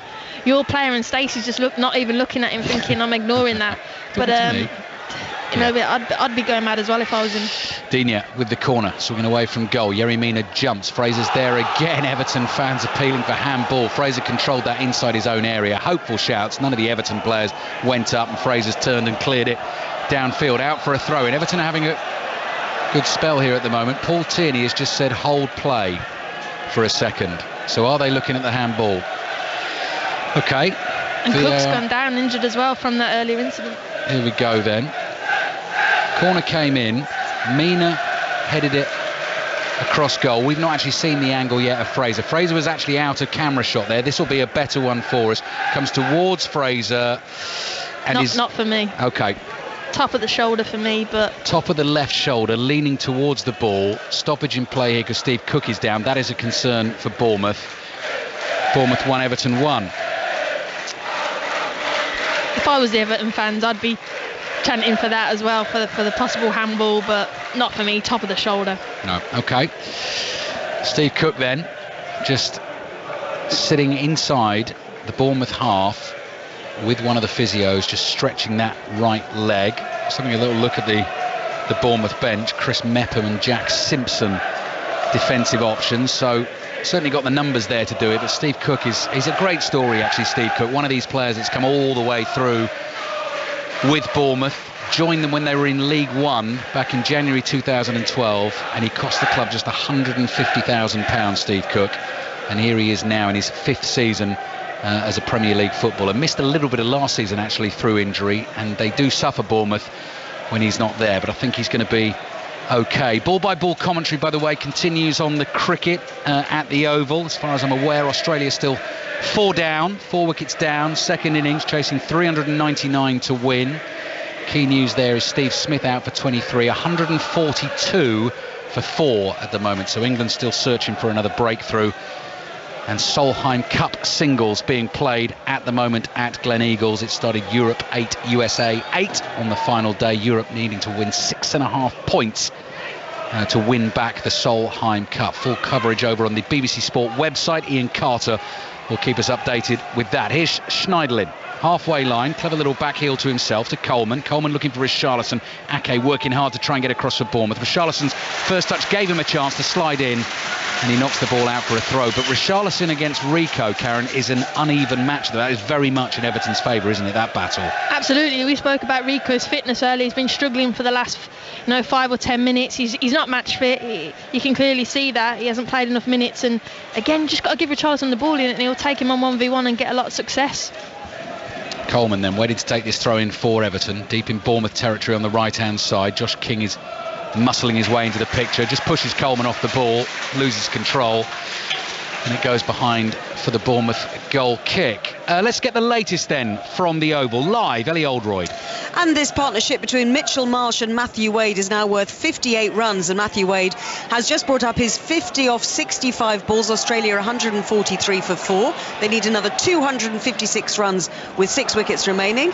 Alex Stewart, so we are having vague conversations about the possibility of being back here tomorrow, aren't we? Yeah, I hope we're not, because it means England will have won if we're not back here. But no, the pitch has gone a little bit flat, the ball's a little bit softer, therefore it's doing far less than it had done early on. But to be fair, Wade and Marsh have played nicely. Yes, Marsh has had a little bit of luck with that LBW decision overturned because of a no ball, but otherwise they're batted pretty safe and pretty securely. Back here from Steve Cook, sorry to jump in, very nearly gave a goal to Dominic Calvert-Lewin, and Bournemouth have managed to get the ball away. Ellie, just remind us of the latest score. Yeah, it is 143 for 4, the point when Steve Smith was out and everyone thought, right, that's it, England will rattle through. Hasn't quite happened.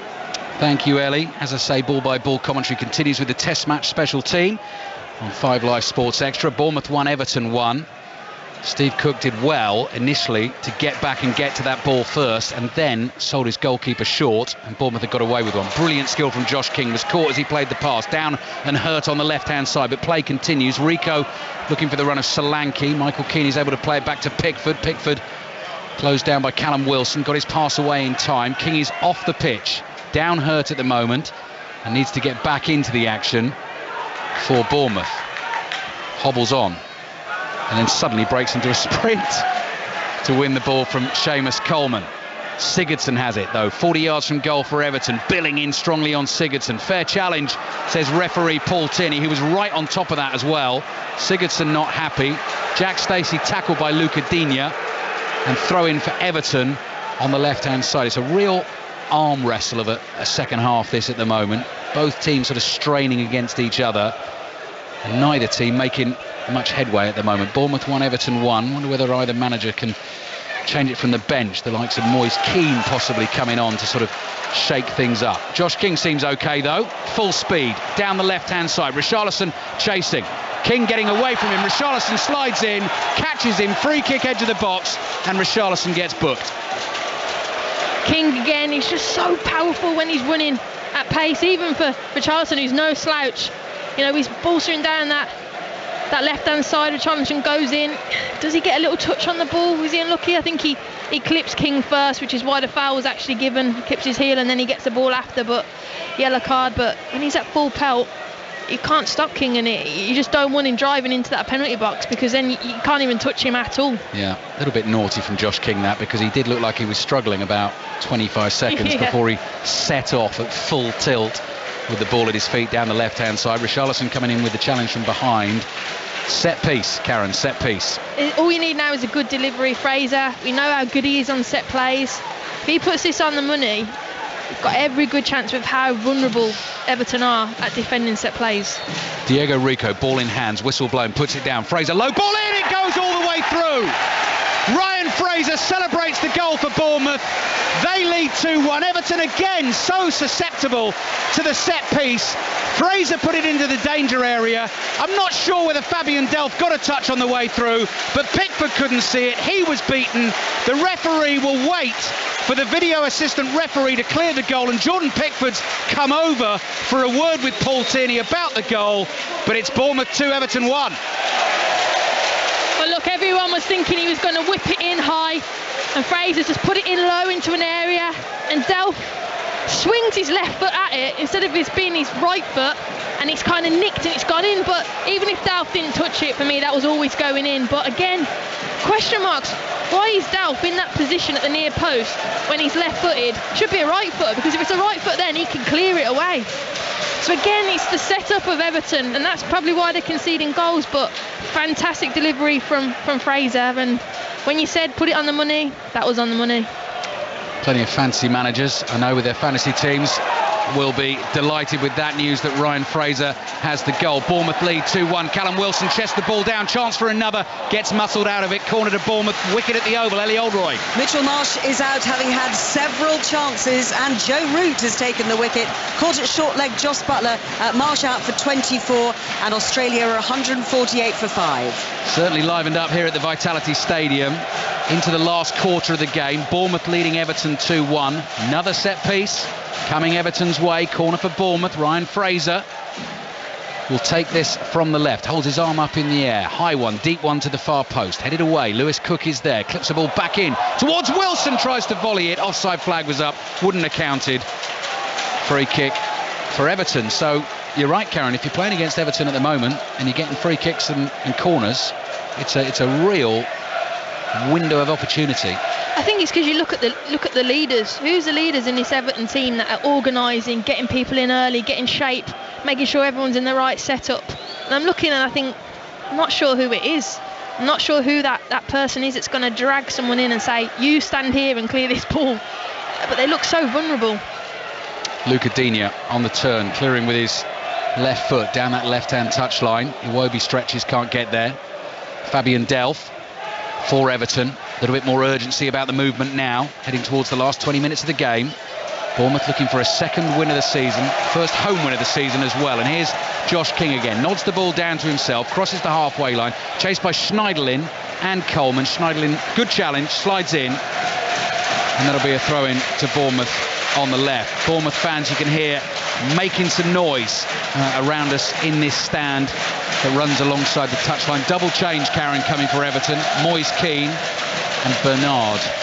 Well, they definitely need a change, and I think Iwobi's struggled a little bit, so you might see Iwobi and Calvert-Lewin coming off if I was a betting person, which I'm not, but I think they would be two that you might look to bring off.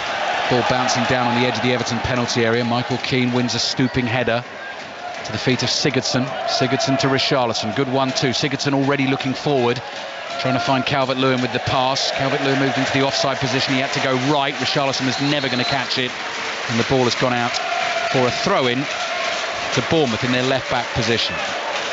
So here comes the changes. Moise Keane is going to come on for Dominic Calvert-Lewin. Those numbers have already gone up. And the other change, where's the number 10 gone up? Sigurdsson. Okay, Sigurdsson. So Iwobi's perhaps going into more central role. Bernard going on that left-hand side where Iwobi was. Yeah. And Keane going up top for Calvert-Lewin. Throw in Bournemouth. 20 minutes to play.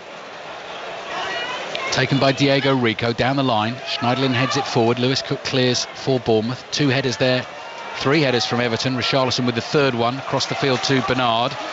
Bournemouth able to collect it inside their own half. Lewis Cook misplaces a pass. Keane intercepts. Tight for Seamus Coleman on the right-hand side. Running away from Solanke. Solanke wins the ball under a bit of pressure inside his own half. Done very well for Bournemouth there. Gives it to Rico, who floats his pass straight out of play.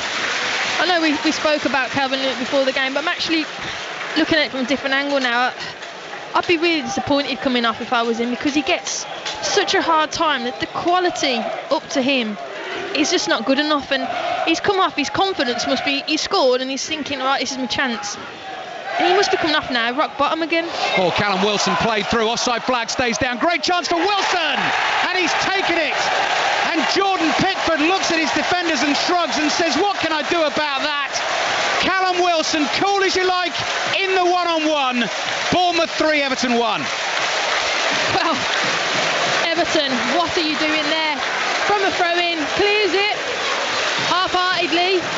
Coleman there, playing everybody on. And Wilson just left 1v1 with Pickford, who was out of goal as well. And all he had to do was just get it on target, and that's 3-1. It's a smart little finish. He's kind of lobbed it over him, but Pickford actually gave up in essence, because he thought, I can't do nothing about this. It's just too much of a golden chance for Wilson to score. But shocking defending from Everton. Callum Wilson and Jordan Pickford having a little conversation after the goal. Wilson has won the one-on-one battle. England teammates, of course, and Callum Wilson, having watched Tammy Abraham score a hat-trick for Chelsea yesterday, knows he's the kind of player who'll be snapping at his heels for a place in that England squad next summer. Important thing here, though, is Bournemouth now lead Everton by 3-1, just over 15 minutes to play. Back to Glen Eagles, Solheim Cup, Ian Carter. It couldn't be closer. Europe up in 4, the United States up in 4. 4 matches all square, and it's 8 all, remember, from the foursomes and 4-ball action. The top match has gone to the 18th, all square between Saganda and Kang. It really could not be closer, Ali. OK. Ian will keep us posted throughout the afternoon. We've got Watford Arsenal on the way at 4:30. Emma Jones and Robbie Savage taking the calls on 6:06 tonight, after the football match of the day 2, by the way, for the highlights from the Premier League action, is on BBC One at 10:30, and you will see defensive frailties from Everton, won't you, Karen? Yeah, and I kind of laughed. Marco Silva just sat down in a sulk on the bench, and he's thinking, just again, naivety, not organisation from a defensive throw-in. Well, it was a throw-in in general, and they just switch off. Yep. All the time. They never ever switched on. And Pickford he was going mad at his 2 centre-halves, Keane and Mina, going, why are you so spread out? You know, there's nothing I can do in goal here. You're absolutely killing me. I can't defend that. And it's just the concentration from Everton all the time. It's like you have to stay in the game, because one split second, and someone like Wilson, boom, straight in, 3-1, game over effectively. Here's Moise Keane getting his first touch of the afternoon. He's fouled as well. He wasn't knocked over. He's a big, powerful lad, is Moise Keane, the 19-year-old Italian striker, looking for that first goal for Everton. They need one quickly here. They've got a free kick midway inside the Bournemouth half. In this age of VAR, when the offside flag stayed down, and from the situation that came from, I thought, well, that might be a tight one. Let's just wait and see. He was miles onside. He timed his run perfectly, but Everton were just wide open at the back. Free kick, 3-1 down.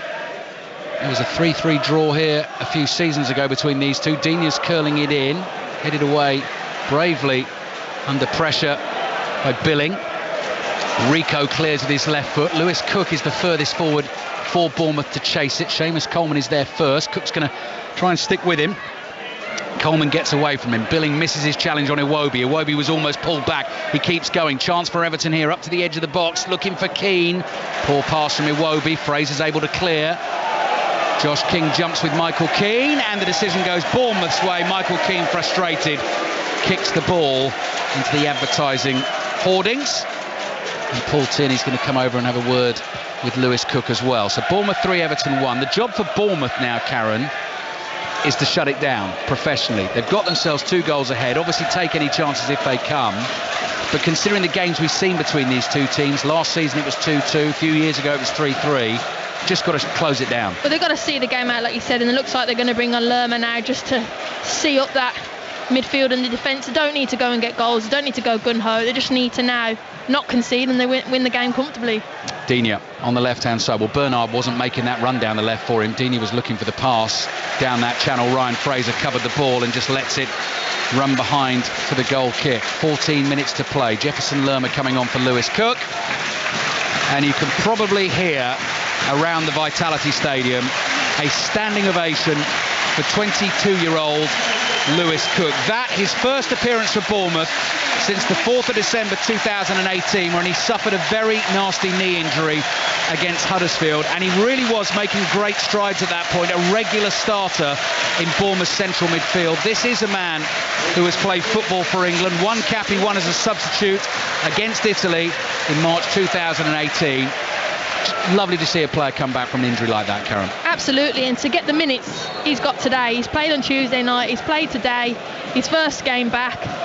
It looked like he's never been away. As a player, you think, I've been away for a year, you might be a little bit, slow behind. He's looked so comfortable, and he's been a massive miss for Bournemouth, and you could see it, and that's why the fans stood up and cheered him, because he's been outstanding today. Bournemouth have quite a few players out injured at the moment still to come back. Simon Francis, Dan Gosling, new signing the Dutch winger Arno Danjuma, Junior Stanislas, David Brooks, who was so impressive last season, Lloyd Kelly, yet to play a game for the club, signed from Bristol City for 13 million this summer. So squad's going to get stronger when they get fit. They're leading Everton 3-1. Coleman's ball in field is a hopeful one.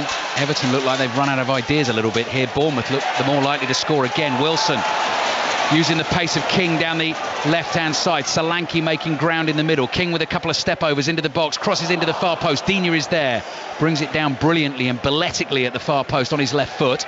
Forward to Bernard. Jack Stacey, good job. Oh, he's hurt himself. Stacey's hurt himself making the challenge. As soon as he won the tackle and knocked the ball out of play, he put his arm up as if he needed attention. 12 minutes to play. Bournemouth 3, Everton 1. And not necessarily a risky team selection from Eddie Howe today, Karen, but he changed things up. Lewis Cook back in that midfield, Jack Stacey starting at right back, Rico at left back. It's going to be a very, very pleasing win from that regard as well, isn't it? Absolutely, but before you asked me that, actually, I was thinking of more of the Everton selection now, looking at it and going, they had that good win, good performance, against Wolves, and he's changed the team. I know the international break kind of killed the momentum, but why did he change it? The front three was playing well, doing well. I watched them against Wolves, they looked very good. The balance was right, and he's changed the team. And if you're an Everton fan, you're thinking, why did he do it? Just the team won. Just pick the same team. It's a no-brainer, and he's made changes, and it hasn't worked here today, and they've looked very much out of sort. It's Karen Carney with us here on 5 Live Sports. Stephen Warnock is with John Murray this afternoon at Watford Arsenal. That is our second Premier League commentary for you today. Marco Silva is sat in the visiting team's dugout with his hands clasped together, looking extremely disconsolate and grumpy about what he's seen, particularly in this second half from his team. Bournemouth 1, Everton 1. Everton getting back into this game just before half-time with a goal from Calvert-Lewin on the counter-attack, but now finding themselves 3-1 down. Ryan Fraser's free kick deflected in by Fabian Delph, although we think Ryan Fraser will be getting that goal. The shot was on target, whether Jordan Pickford would have saved it or not. And Callum Wilson with his second in the one-on-one when Everton just went to sleep from a throw-in. Schneiderlin's ball is not going to find a teammate. Fraser, though, has headed it straight down to Moise Keane. Bernard, back to Keane, lays it off to Iwobi, great save from Ramsdale, back to Richarlison, and then he volleys it miles wide, snatched at the attempt. Bournemouth goal kick. That was a big moment, because if that went in, nervous times here, but again, Iwobi, Keane, Richarlison all linking up.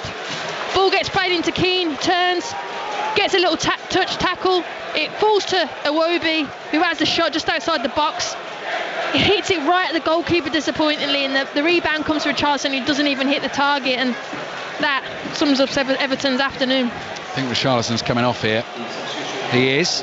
I think he's been complaining with a slight hamstring injury for the last, 5 or 10 minutes, and yeah, I don't know whether he's thought, just get me off here. I actually wouldn't put that in that mind. He's thinking, get me off here, it's not working today.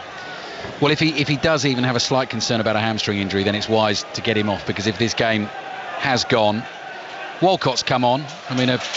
A decent replacement as well, fresh, quick down that right hand side up against Diego Rico, so probably the sensible thing to do. 9 minutes to play. Marco Silva is back on his feet, arms crossed, just wondering if his team can find something here. Jefferson Lerma the Bournemouth substitute wins a header. Coleman, pass forward is intercepted. Callum Wilson gives it to Fraser. Fraser's floated ball down the left-hand side. Finds Josh King in a whole world of space again for Bournemouth, and he's got Michael Keane backpedaling. Oh, Josh King, what are you doing there, trying to win a free kick? He danced past Keane and then he threw himself so theatrically to the floor to try and win it. Didn't get it. Bournemouth now win the ball back, but Jefferson Lerma's been penalised for the challenge on Fabian Delph. But Paul Tierney is looking at that from Josh King and saying that, my friend, is a dive, although he's not booked him for it. That's what I was just about to say. If he's dived, then why is he not giving me a yellow card? Not sure there. Yeah. Were my 606 partner Chris Sutton sitting alongside me, I know what he'd be saying. Josh King, you're better than that. 8 minutes remaining in this second half. Bournemouth closing in on a second win of the season. Bournemouth 3, Everton 1. Team news at Vicarage Road. John Murray.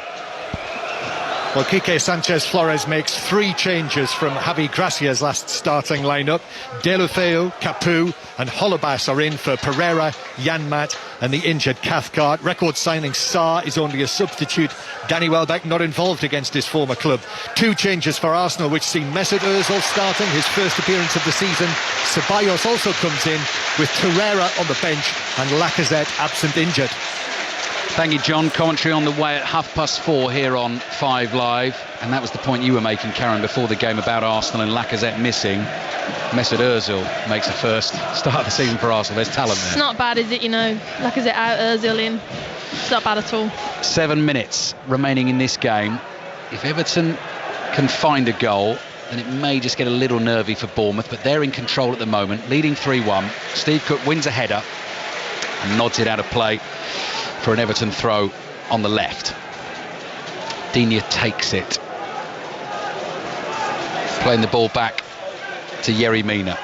Mina across the halfway line here to Michael Keane. Walcott to Coleman.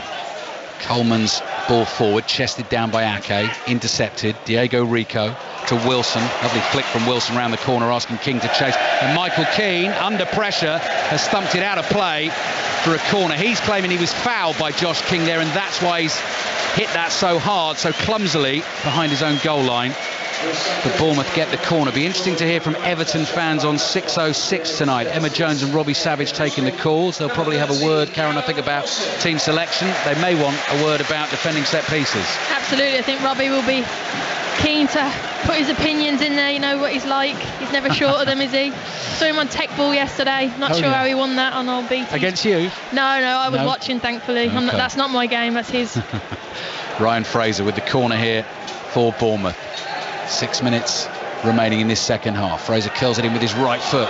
Drops down. Philip Billing with a right-footed volley is blocked. Seemed almost lackadaisical in striking that Billing, just trying to sort of stroke it in the bottom corner. But again, Everton, ball came into the box and there was chaos in there. Ball sort of hitting bodies and bouncing around and giving the opposition opportunities. And now a loose pass across the field, which Ryan Fraser, with this game coming to a close, has decided not to play forward. He's just let it run across his body and out for a throw-in to Bournemouth. I think the biggest thing for Everton is the leadership issue now.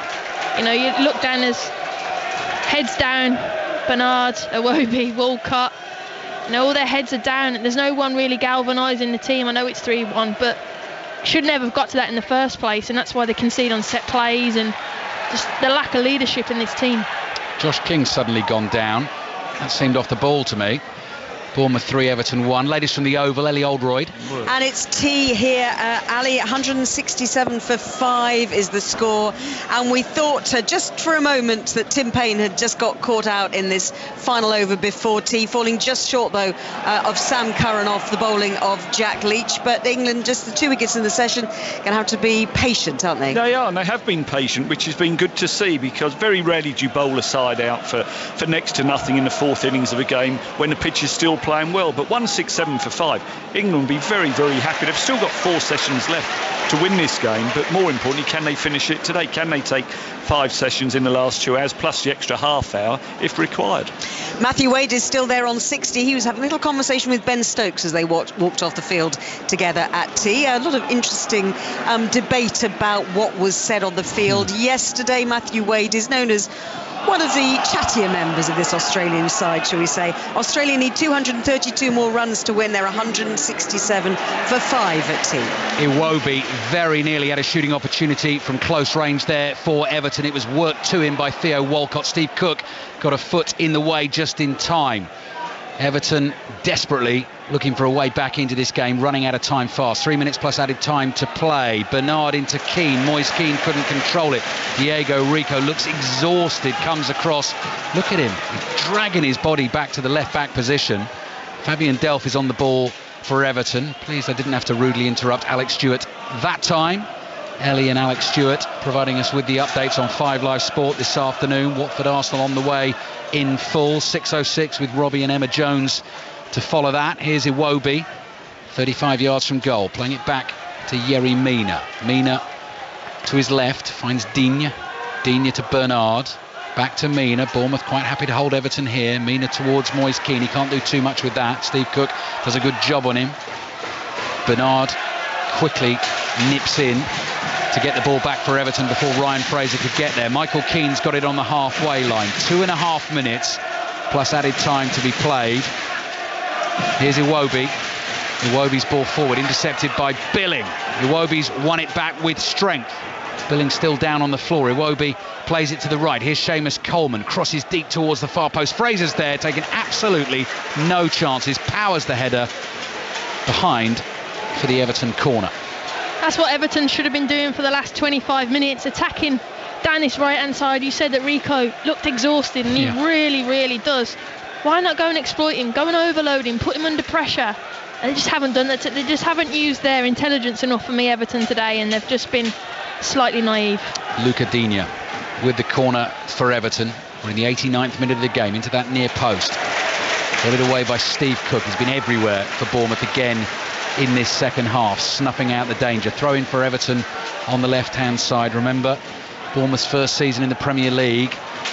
This game between these two finished 3-3. Ross Barkley gave Everton the lead in the 95th minute.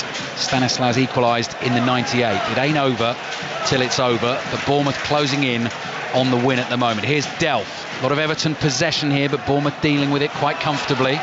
Danger for them down the left. Bernard onto the ball. Clever trick from him. Right foot drives the shot, takes a deflection. The far post. Iwobi tries to get on the end of it. And then Nathan Ake jumps in and bravely clears. Bournemouth players are down. Billing was in there. Just threw his body in the way of Alex Iwobi as he tried to head across the line. And Philip Billing has stayed down. Brave defending from him. He is moving. He's okay. It's what you've got to do, Karen, to defend your goal. Absolutely, but it's good play from Bernard down his left-hand side. He's chopped. He's cut it across. Gone for the shots, blocked, and like you said, Billing puts his body in front of the ball there to stop Iwobi from getting a simple tap in. But fantastic defending. But all along, that's what Everton should be doing, getting down the sides of the fullbacks of both Bournemouth and getting at and beating them 1v1. And that's where the joy would have been today, but it's just been too late now.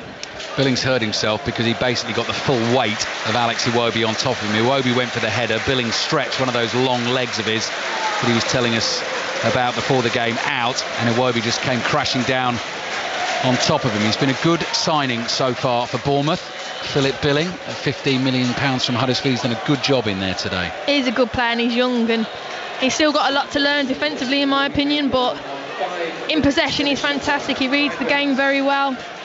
Just that defensive work now he's just got to get a little bit better at, but that will come. One of the things he said to me actually in the interview, Karen, was learning about reading the game. He actually described himself as a clever player. He sort of prided himself on that, but he was talking about often going to ground too early and sort of learning when to, jump in and staying on your feet and all that sort of thing. Callum Wilson's almost in for the hat-trick. Yerry Mina was trying to run him off the ball, and Jordan Pickford is out to the edge of his 6-yard box to clear quickly for Everton, but again not dealt with well defensively by Everton. I think it's concerning for Everton from that point of view. Throw in for Bournemouth on the left. They lead 3-1. Next break in play, we'll get back to Glen Eagles and find out how those final day singles are progressing in the Solheim Cup, but Josh King is working his way down the left-hand side for Bournemouth, holding Schneiderlin off. Schneiderlin with the tackle, throw in for Bournemouth. They'll take their time. Ian, what's the latest? Well, the news is good from a European point of view. They have the very first point of this singles. Carlotta Saganda winning the last against Danielle Kang to take that point and put Europe 9-8 up. And 2 matches further down, Georgia Hall is 2 up with 3 to play. But it is desperately, desperately close on this leaderboard. Full coverage continuing on the BBC Sport website. Magic number for Europe is 14.5. Currently leading 9-8.